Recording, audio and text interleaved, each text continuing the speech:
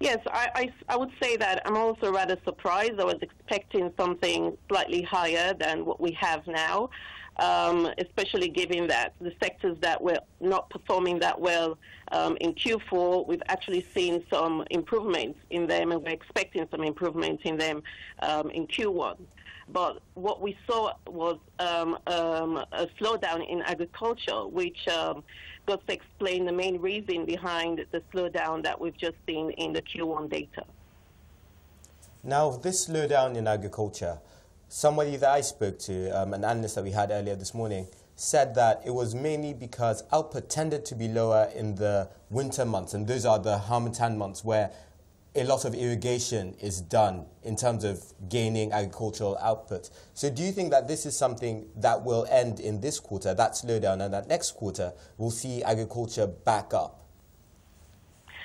Well, let's not forget that GDP is a lagged indicator. So yes, that could play a part, but also I would like to also use the clashes between the herdsmen and the farmers in the Middle Belt area to also explain the reason behind the decline in livestock as well as the slowdown in crop production.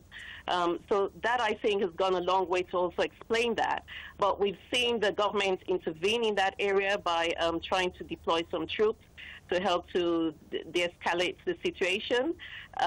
So I think going forward, that together with an expansionary budget should help to provide a fillip to economic activity in the next half. Okay, now since this has come as a bit of a surprise, how do you think this changes things for the MPC tomorrow when they have to decide on monetary policy? Well, I think our baseline scenario has been always for an unchanged monetary policy rate, and this was simply increase the scope of the CBN trying to reduce the rate. But having said that, we've seen risk-off sentiment towards emerging market and frontier market assets. So I think Q1 data is still not sufficient enough to warrant that, yes, we need to see a reduction tomorrow, because there's still a number of upside risks, both globally, like I mentioned, because of the risk-off sentiment towards emerging markets and frontier market assets, as well as internally, given the expansionary budget. And also the fact that real interest rates still remain broadly negative.